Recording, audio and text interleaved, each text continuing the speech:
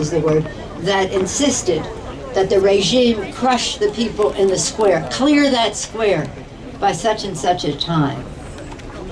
The same cowardice that did that, that same fear of the people exists in China today. We were told 20 years ago that peaceful evolution, economic reform would lead to political reform. And indeed, the economic reform has occurred.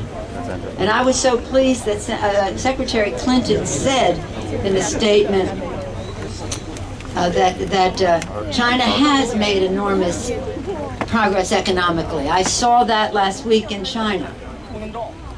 But she also says that a state, a China that has made all that progress, should examine openly the darker events of its past and provide a public accounting of those killed, detained, or missing, both to learn and to heal. We need to do that as we go forward. I also want to reference a speech made by President Obama in Egypt today. I guess it was last night, whatever, today. He said this. President Obama made a very excellent speech in Egypt. And this is what he said there. But I do have an unyielding belief that all people yearn for certain things. The ability to speak your mind and have a say in how you are governed, confidence in the rule of law and the equal administration of justice, government that is transparent and doesn't steal from the people, the freedom to live as you choose. Those are not just American ideas. They are human rights. And that is why we will support them everywhere. That's what the president said in Egypt, looking out to the Muslim world. I have said over and over again, if we do not support human rights in China and Tibet, we lose all moral authority to speak about human rights any place in the world. So here we are, in front of the Capitol, a building symbolic with the core values of our American independence and our Constitution, in solidarity with those who, using our words, modeling the goddess of democracy after the Statue of Liberty, having those aspirations, not the aspirations, but people carrying those aspirations crushed in Tiananmen Square. 20 years later, the spirit is still alive. In Hong Kong, an observance of Tiananmen Square, over 150,000 people turned out last night. 150,000 people. The biggest crowd since the one-year anniversary of Tiananmen Square. So I know that the long arm of the Chinese government will be reaching out to the media all over the world to suppress reporting on what's happening in China and also restricting communication from China through the internet and the rest. But the fact is that here we are at the Capitol, there they were in Hong Kong, a drumbeat of activity across the world, an echo of the voices of our heroes of Tiananmen. We will never forget.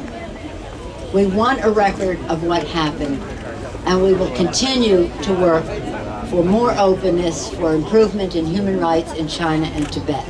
And again, I want to salute, is Juan Don here still?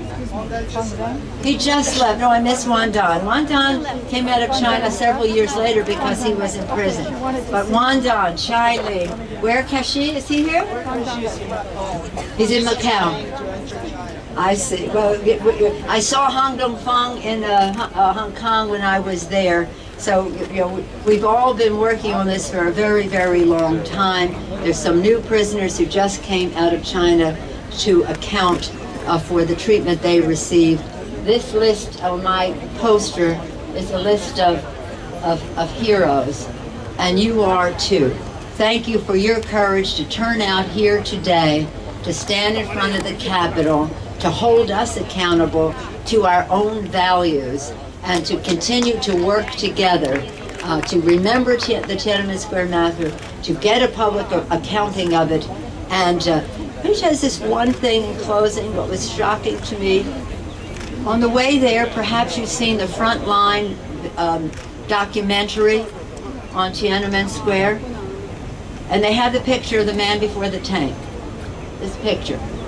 An icon that is seared in the minds of people throughout the world. And they had in this documentary that they showed it to some students at Beijing University just a couple of years ago.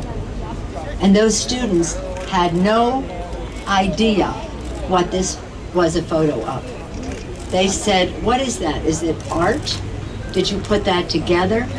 Just as an indication of how the Chinese government has suppressed what happened on June 4th and the days leading up to it. And this was actually a couple of days after June 4th. So our work is large. It's work that many of us have been involved in for 20 years.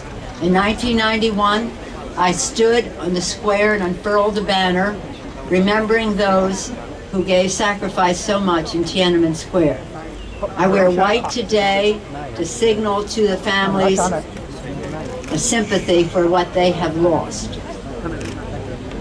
I did that in 1991 as a member, an individual member, to express my views and the views of my constituents. It was a bipartisan group of us on the square that day, Democrats and Republicans. 18 years later, as Speaker of the House, I had the opportunity to sit across from the President of China, the Premier of China, the Chairman of the People's Congress, and to express to them the bipartisan concern in the Congress of the United States about China's human rights record, both in China and Tibet.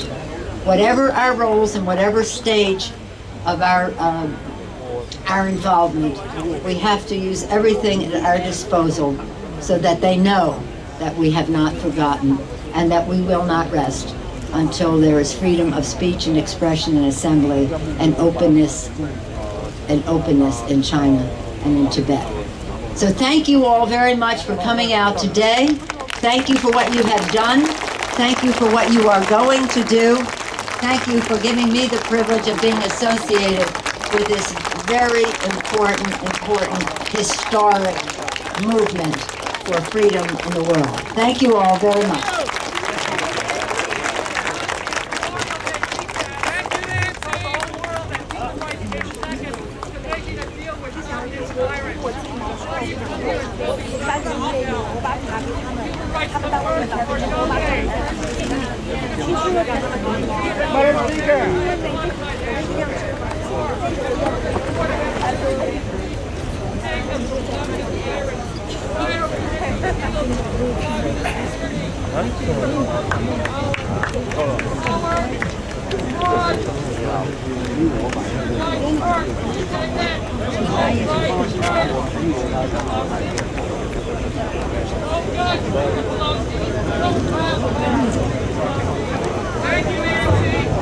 Okay, let's give a hand to Speaker Pelosi, Speaker of the U.S. House of Representatives. Thank you very much.